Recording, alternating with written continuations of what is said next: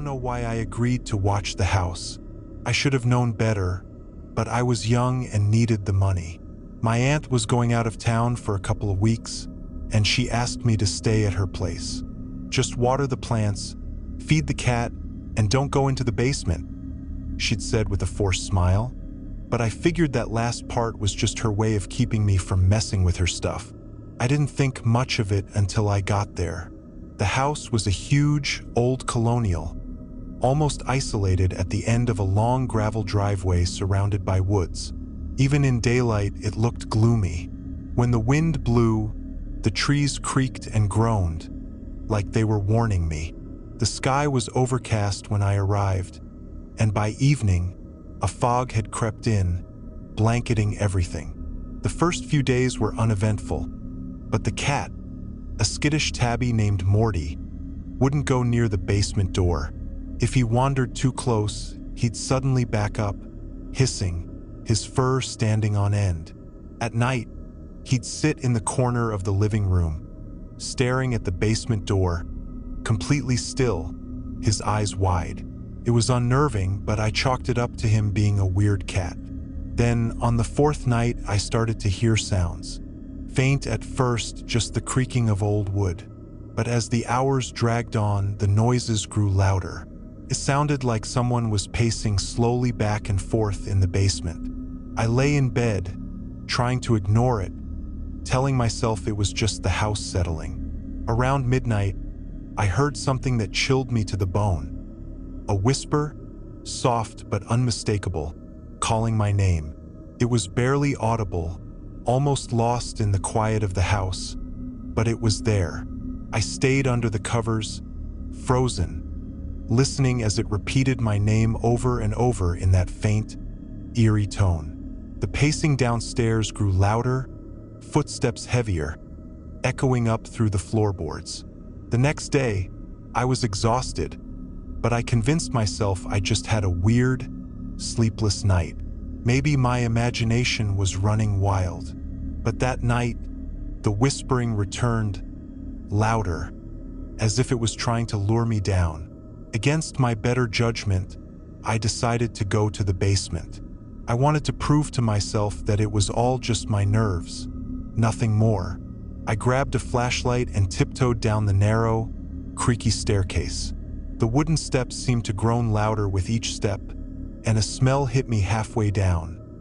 A faint, damp odor, like old wood and mildew, but somehow worse.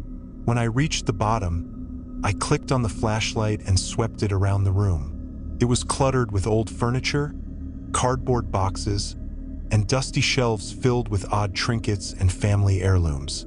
But nothing looked out of the ordinary. Then I saw it. A small door, hidden behind a stack of boxes in the far corner. It looked like a crawl space, something I hadn't noticed before. My aunt had told me not to go down here, but I couldn't help myself. I dragged the boxes aside, my hands trembling, and reached for the doorknob. It was ice cold, sending a chill up my arm. As I pulled the door open, a gust of cold air hit me, and my flashlight flickered. The room beyond was pitch black, an absolute void. It felt like the air was denser in there, almost thick, as if the darkness itself was alive. I leaned in, my flashlight beam barely cutting through the shadows, and that's when I heard it. A faint, low whispering, like 1,000 voices speaking in hushed, urgent tones. I couldn't make out any words, but it sounded pleading, desperate. Before I could react, I felt something cold and soft brush against my ankle. I stumbled back, swinging the flashlight down, expecting to see Morty the cat, but there was nothing, just an empty, shadowy space. The whispering grew louder, more insistent. My flashlight flickered again, and in that split second of darkness, I thought I saw a shape, tall, thin, with long, bony fingers reaching out from the darkness of the crawl space. I blinked, and it was gone, leaving only an oppressive silence behind. I backed away slowly, my pulse racing, and closed the door, pushing the boxes back in front of it. But as I turned to leave, I heard a voice, clear and close, right in my ear. "Don't leave me down here."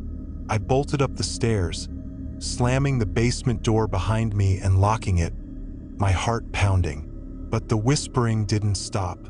It drifted up through the floorboards, calling my name over and over, the voice sounding more and more familiar, almost like my aunt's.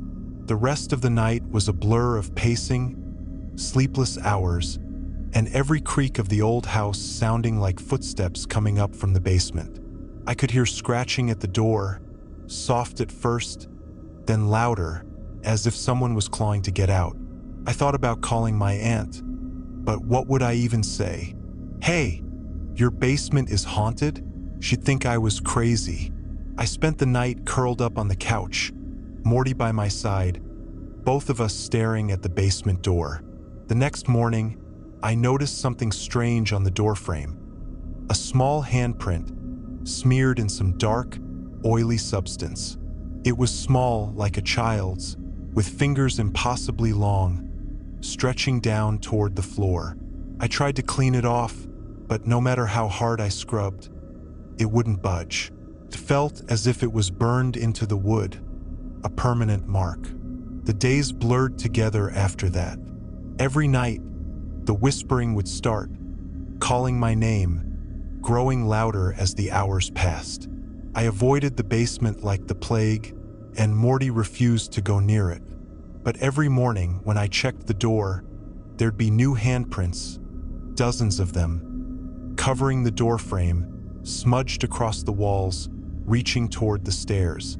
One night, when the whispering grew unbearable, I finally broke. I pounded on the basement door, yelling, "What do you want from me?" The house fell silent, the whispering stopping instantly, leaving a chilling stillness.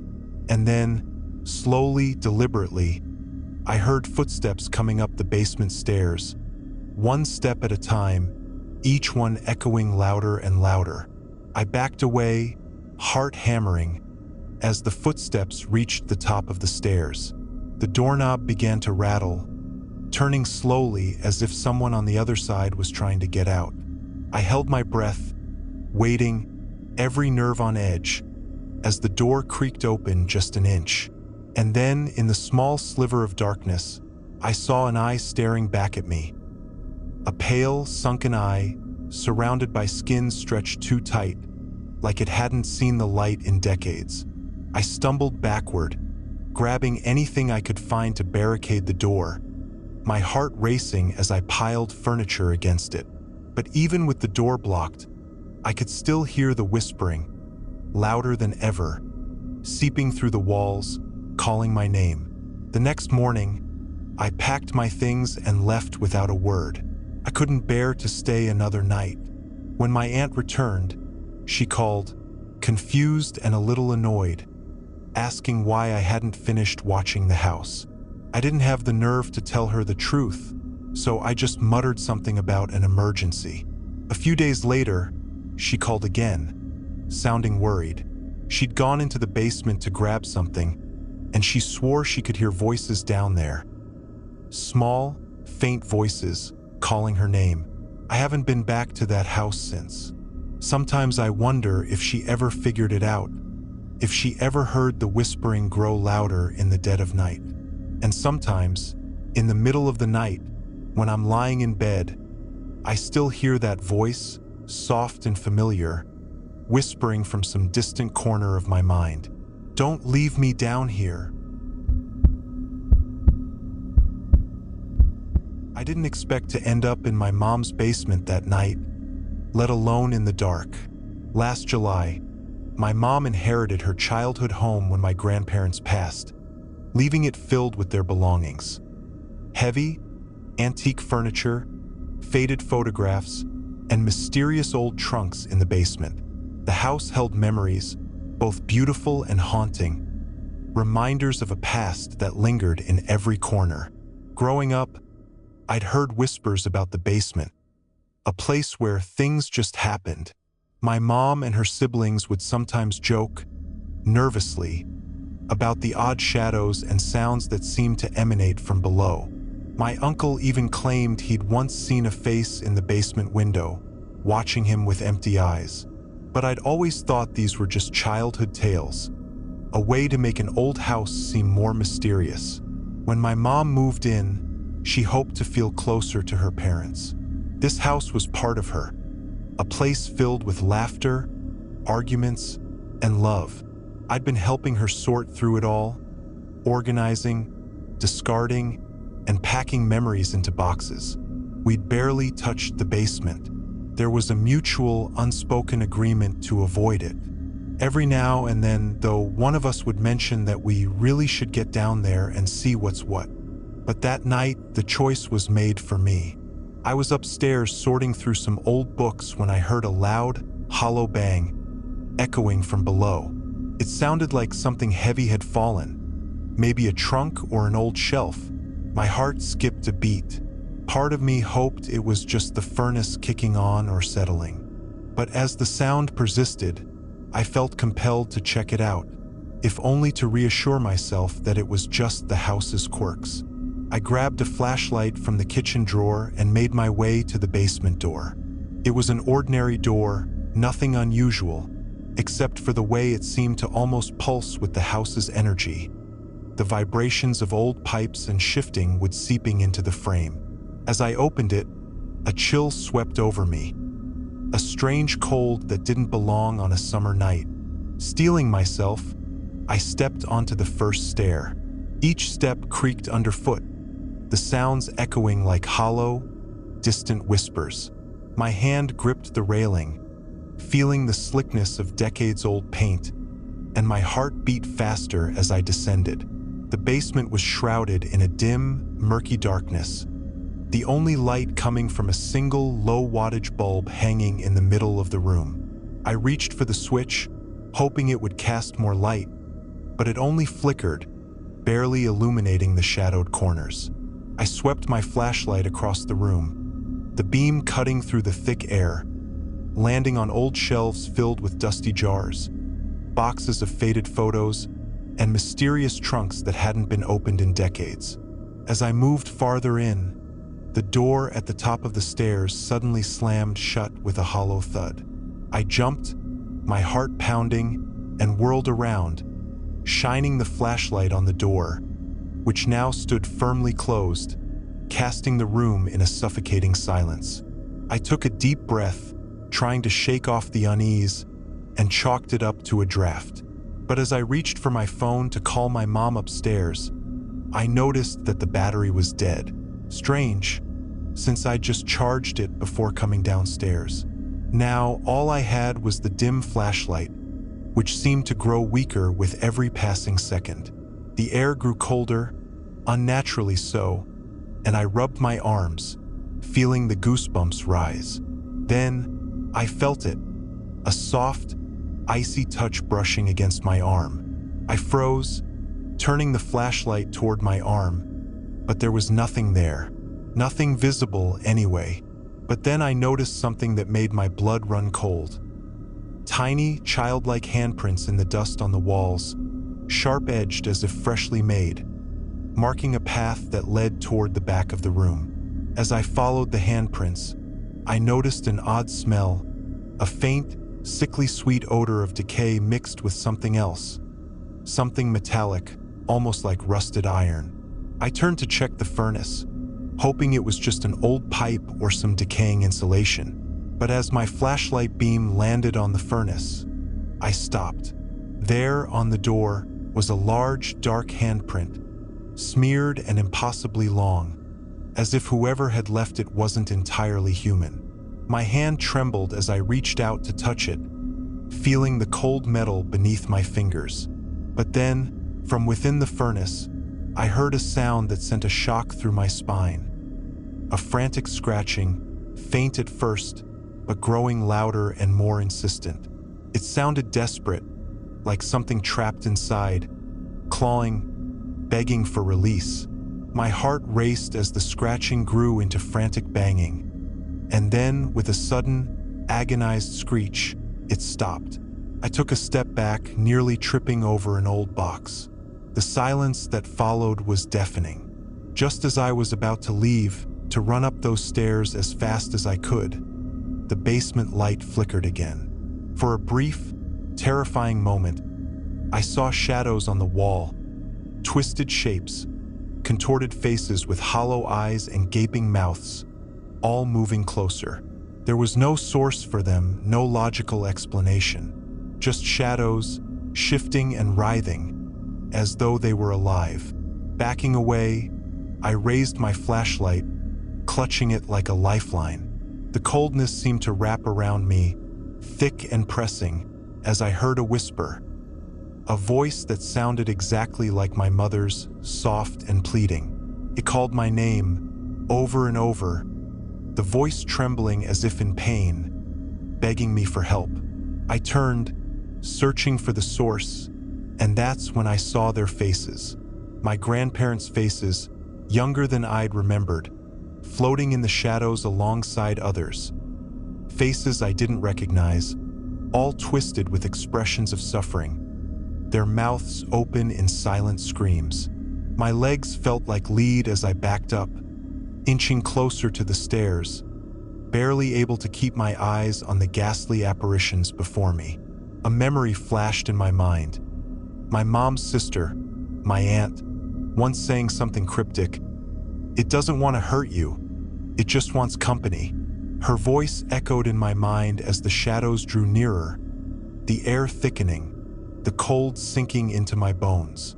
I could almost feel them, pressing in around me, hands reaching out with icy fingers. With a strangled whisper, I said, "I'm sorry. I don't belong here." The grip around me released. The basement was silent, the cold lifting. I opened my eyes, finding the door at the top of the stairs slightly ajar, as if it had never been locked. My breath came in shallow gasps as I stumbled up the stairs, each step feeling like a lifeline. Reaching the top, I threw open the door and slammed it shut behind me, leaning against it, my body trembling. I could still feel the freezing cold on my skin, the echoes of those whispering voices ringing in my ears. That night, I lay awake, listening to every creak and groan of the house. I never went back to the basement, and sometimes, late at night, I'd still hear my name drifting up from below, carried by a voice that sounded eerily like my mother's, pleading softly, asking me to come back. Months later, I helped my mom move a few more boxes from the basement, feeling her gratitude mixed with something unspoken, a shared, quiet understanding that whatever was down there was better left undisturbed. I had just moved into an old, two-story house I'd rented in a quiet town, far from the noise and stress of the city. Exactly what I needed to focus on my writing. The house had character. Creaky floors, a musty smell, and an old wooden staircase leading down to a basement I was already planning to avoid. But on my first night, the atmosphere shifted from quaint to unnerving. I was unpacking late, lost in my thoughts, when I heard a soft, dragging sound coming from below. My heart skipped a beat. The sound was faint but unmistakable, like something heavy being moved across the floor in the basement. I brushed it off, assuming it was just the house settling, but the noise kept me up that night, replaying in my head. I tried to convince myself it was nothing, but there was a gnawing feeling that something wasn't right. The next night, the sounds were louder. It wasn't just dragging anymore. It was a steady, rhythmic thumping, like someone or something was hitting the walls. Every thump made the floor vibrate, and the hairs on the back of my neck stood up. I decided to ignore it and went to bed, telling myself it would go away. But it didn't. Around 2 a.m., I woke to the sound of faint whispering. The voice was low and indistinct, almost as if someone were speaking just below the floorboards. I strained to make out the words, but it was all jumbled and eerie, a faint stream of gibberish that sounded too close. My stomach churned. There was no way I was going down there in the middle of the night, so I stayed in bed, my ears straining, eyes fixed on the bedroom door. The whispering finally stopped as dawn crept in. In the morning, I decided I'd had enough. I would go down there and figure out what was making the noise. Grabbing a flashlight, I steeled myself and opened the basement door. The air that rushed out was thick, stale, and unbearably cold, as if it hadn't been disturbed in years. I took each step slowly, the flashlight beam cutting through the dense darkness. The basement was empty except for a few old shelves and some rotting boxes, all coated in a thick layer of dust. I tried to convince myself there was nothing here, but then I noticed something strange on the far wall. A patch of bricks that looked newer than the rest, as if someone had patched up a hole. Curiosity got the best of me, and I gave the bricks a gentle push. To my shock, one of them slid inward with a hollow click. My hands were trembling, but I kept pushing, and eventually, the whole section of wall gave way, revealing a narrow doorway into a hidden room. The air grew colder as I stepped inside, the smell of damp and rot so strong it made my stomach turn. The room was small, barely big enough for a table, a chair, and a mirror. It was an old, grimy mirror, tilted slightly, its glass covered in dark smudges and strange symbols scratched along the edges. And that's when I saw it, my reflection staring back at me, only it wasn't me. The face in the mirror had sunken, hollow eyes, lips stretched too thin over jagged teeth, and pale, almost translucent skin. I froze, unable to look away as my reflection began to grin, its eyes fixed on mine with a hunger that chilled me to the bone. The whispers returned, louder now, echoing in my head. They sounded like pleas, like 1,000 trapped voices all overlapping, begging for release. I felt a sharp pain in my head, a headache building, intensifying with each whispered word until I could barely stand. I staggered back, but as I turned to leave, I felt a cold hand on my shoulder. I screamed, whipping around, but there was no one there. My flashlight flickered, and for a brief, terrifying moment, I saw figures in the darkness. Shadowy forms with empty, hollow eyes, all staring, watching, reaching out toward me. I bolted, sprinting up the stairs, slamming the basement door behind me. My heart pounded so loudly that I barely heard the steady thump coming from below. But it was there, a heavy, relentless sound like fists pounding on wood. I didn't sleep that night.